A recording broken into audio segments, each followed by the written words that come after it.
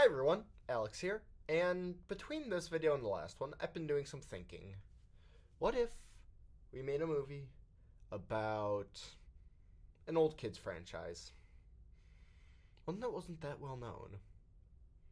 But the twist is, they're now psychopathic murderers? Well, plot twist, we already got that movie. This is Film Badge Flops, and today we're going to be talking about the Banana Splits movie.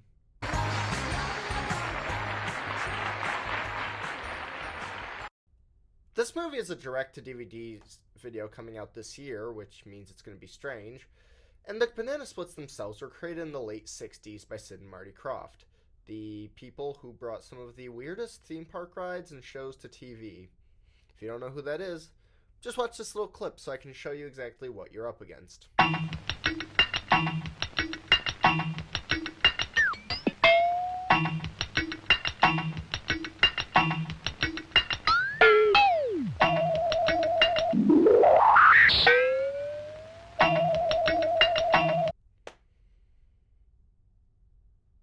Now, the movie itself isn't as trippy as this, but it's got some weird aspects, which I'm going to get into a lot in this review.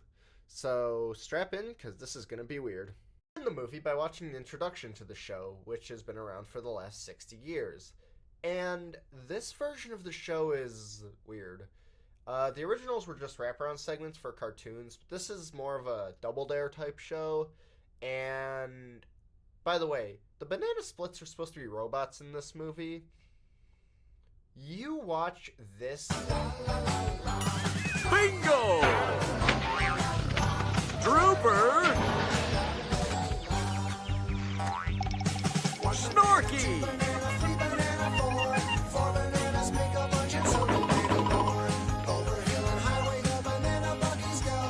And you tell me that they look convincingly like robots, which they don't. That is the first thing right off the bat they immediately goof up on. We start the actual story where we find out that it's the birthday of our protagonist, Harley, who's turning 9. And he can't act to save his life, just for the record. He's supposedly the biggest fan of the Banana Splits, but when his mom, Beth, reveals that they're going to see the Banana Splits, We are going to the Banana Splits. this is all he can muster. Thank you so much, Daddy. You're the best. Okay, if you had told me as a kid, and I was a fan of these things, that we were going to see them live, I probably would have been more like this. Santa! Oh my God! What can I say? 9-year-olds are more energetic than this kid. His brother, Austin, gives him what I can only describe as a lethal weapon. Your old one broke, so got you a new one. I love it, Austin. Dude, why on earth would you give a 9-year-old that? You're gonna hurt yourself. He's gonna hurt someone, or someone's gonna lose an eye. I'm calling it right now. They have one extra ticket to the show, so who do they invite? They invite Harley's friend Zoe, who is a much better actress than Harley is, and also doesn't really care about the Banana Splits. I don't want to see the Banana Splits. Oh, Zoe, come on. It was nice enough that they invited you. We're not even friends. Well, maybe he wants to be. Mom, he's weird. He believes in fairies and thinks he can talk to animals. Yeah, I don't think anyone really cares anymore. Harley, you're kinda running into the dead horse here, man. We get to the studio, and we get to meet the security guard, who pretty much gives away that this is a Five Nights at Freddy's ripoff. I can't believe you actually get to work here. Is this the best job in the world? Do you know the Banana Splits? Bet those wings are staying in the car. You know, sometimes at night, when I'm the only one here, I see the Splits riding around in the little cars, laughing and singing. After this, we go to the line to get into the show, where we meet our other audience members. I mean, victims. I mean, audience members. They're the victims. And, of course, we have the cliched horror couples. Instagram dad trying to get his daughter noticed. An Instagram couple who are huge fans of something designed for children. Hey, don't look at me. I'm in the Chuck E. Cheese fandom. I'm not commenting on these people. While in line, we get our first look at the banana splits themselves, and they almost run over our main character.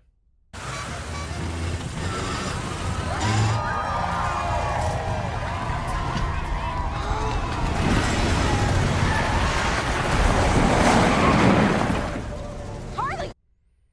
Yeah. And the dad really doesn't care that his son almost just got killed by the banana splits. Huh? Hey, I need that. It's work. Harley was almost hit by a banana buggy. Jesus, that'd be an embarrassing way to die. I completely agree. That would have been an embarrassing way to die. But the thing is, Mr. Father, have you never watched 1,000 Ways to Die? This probably wouldn't even top half of those. Anyway, we go inside to watch the show, and it's going normally until it is revealed backstage that the show has been canceled. And in the words of the producers, because it's stupid. Rebecca, you got a minute? No, I don't. We're about to start and I'm a split short. Okay. Well, I was gonna do this gently, but since you're in a rush, I'm canceling the show. What? Yeah, you probably heard about my promotion this morning. No, I didn't. I'm a little busy, Andy. Oh, are you? Well, I'm the vice president of programming now. And the Banana Splits doesn't really represent my vision for the network. Are you kidding? We're still a huge hit. Yeah, but it's old and stupid. Yep. We meet our human antagonist, Stevie, who is declared nobody's favorite. Oh, wait. Is that man dressed like a child? That's Stevie. Nobody really likes him. Why are you talking during filming? So, someone should eject you for talking like they're trying to perform. Shut up. Both of you. Good sir and child, thank you. After the banana splits and Stevie go backstage to take their break, I guess, it's this point that we see Drooper the lion get updated to new technology.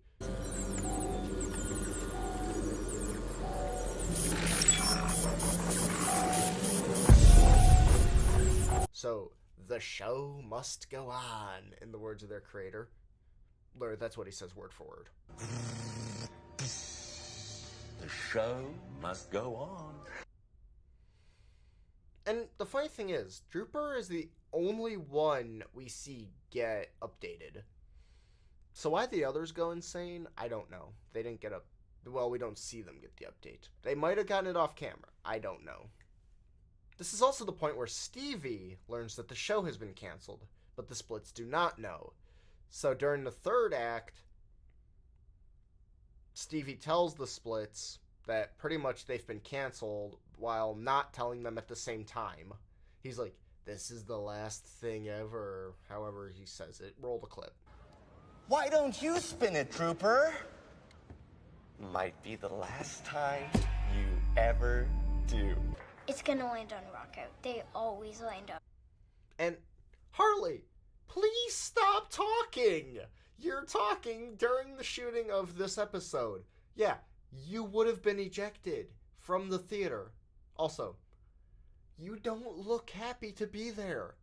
You're literally, you're sitting there like, yay, banana splits, yay.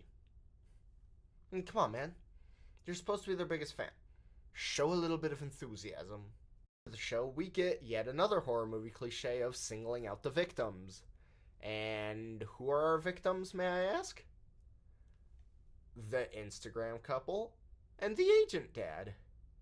Who would have thought it? Because maybe they're the only characters we actually know who they are or anything about them. Who would have thunk it, man? This movie is so creative with these things. So they go backstage to meet the banana splits, and then yet again we get another horror movie cliche, where they all split like a banana.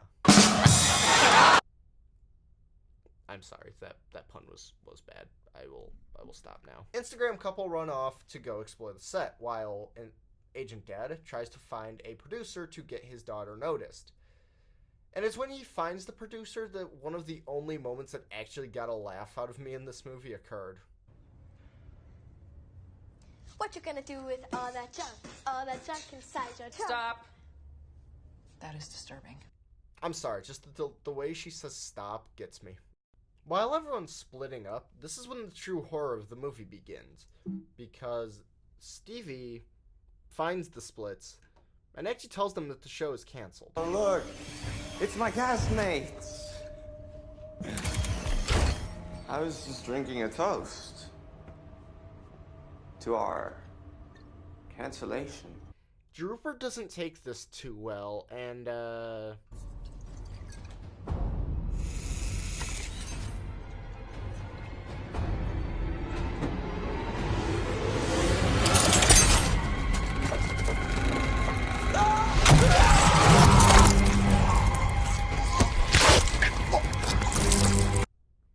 yeah. That's one of my favorite kills in the movie, guys. Also, I will give this movie props. It uses about 90% practical effects. As a huge fan of practical effects, I applaud that. We actually find out now where the Instagram couple went. They went off to propose. Dad, no. Babe, I love you so much. And I can't. Which, it's a nice moment and all, but Flegel shows up, and I'm sorry, guys, I can't take Flegel seriously. Why? Because he sounds like freaking Tigger. Good job to the voice actor, though, because in the originals, Flegel was voiced by Paul Winchell, who did Tigger, so you nailed Tigger pretty good, dude. So, Flegel doesn't like that they're on his land, so what does he do? He cuts the dude in half. Literally. Poppy! Please! Let me out! Please let him out, please! No, please! No, let him out, please! After this, we get a scene of the mom finding out that her husband is cheating on her. Okay. Beth, wait, no, Beth, please, Beth, don't. Oh my God. I can explain. Mike, how can you explain? Yeah, this guy is a douche, and I'm seriously hoping that he dies. Well, Mom kind of gives this line. You're such a cliche. I hate when that happens. That was just the fourth wall falling down. Point in the movie where it all completely goes wrong for everybody, not just the people who are being hunted. The kids are captured by Flegel and taken to the workshop of the mad scientist who built them, and he doesn't let them go for some reason. The mom and the older brother encounter Bingo, who attacks the brother and pulls him up to the catwalk. What's that noise? Bingo. And then Mom goes complete badass mode. Time's almost up! For you.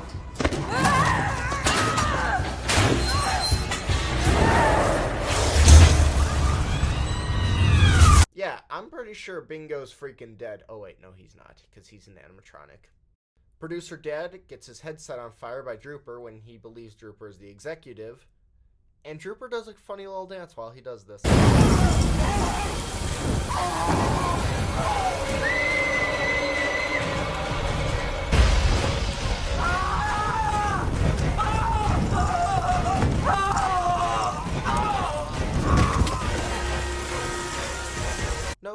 No worries, just lit a guy on fire, woohoo. That was another funny part I liked about this movie. And then he and the producer lady, Rebecca, are forced to run the sloppy time course, where the dad gets knifed in the back by a key.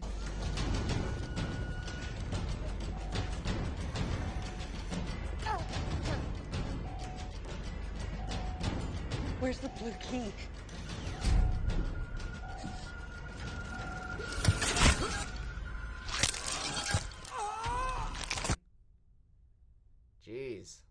And Rebecca, the producer, gets her face smashed in with a giant hammer. I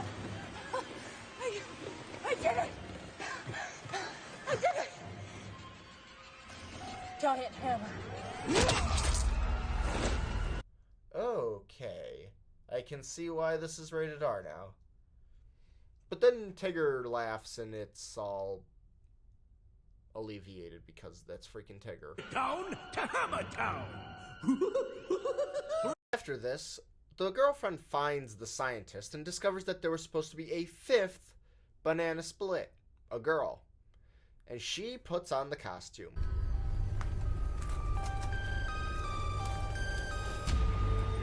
What are you doing? Stop that! It's not for you.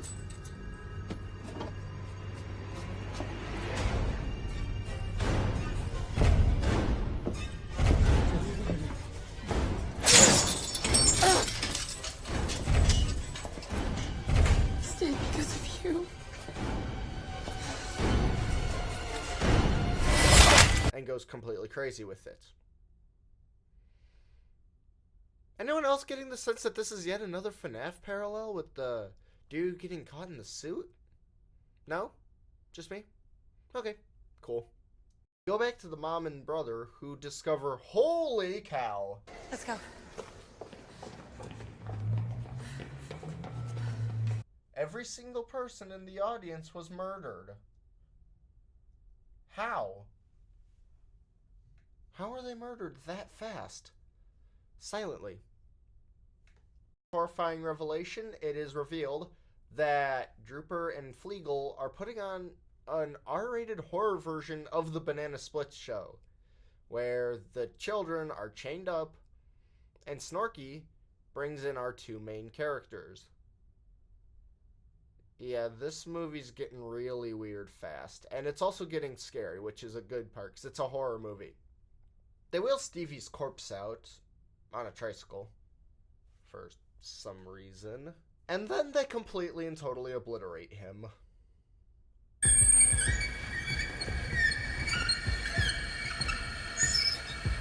Hey, Stevie!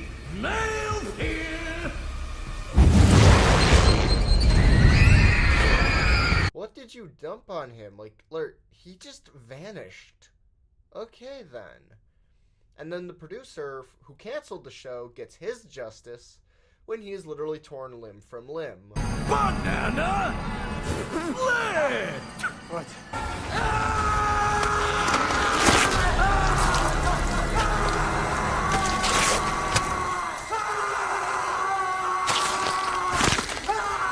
I have one question about this scene. So, if it had landed on Banana Split during a show, would the splits just go out into the audience and rip someone limb from limb? This is never revealed, and let's just move along, shall we? So Mom decides it's up to her to save the kids, and she does this by completely and totally beating Fleagle and Drooper to death. She takes out Fleagle with a crowbar to the head. Ooh. And remember that magic wand, the lethal weapon that Hartley got for his birthday? Yeah, he just has it conveniently here. You probably would have had that confiscated if you brought it into a real theater, but nope, here it is. Just convenient as all heck. Banana Cadabra, bitch! And then Snorky and Fleagle fight to the death, and then the movie just wraps up after Dad gets hit by a car and they're all rescued. And thankfully, the Banana Splits movie wraps up. Now, this movie, this weird, badly acted, insane fever dream of a movie isn't that bad, actually. No, it's not. It's a good horror movie, I will give it that. And yeah, it's nonsensical, and yeah, it's strange, but you know what? that's kind of the good thing about movies. You can just relax and laugh at them. So, I guess that's the end of this review. Thank you so much for watching. My name was Alex, and you were watching Film Badge Flops, and I will see you when I do this again.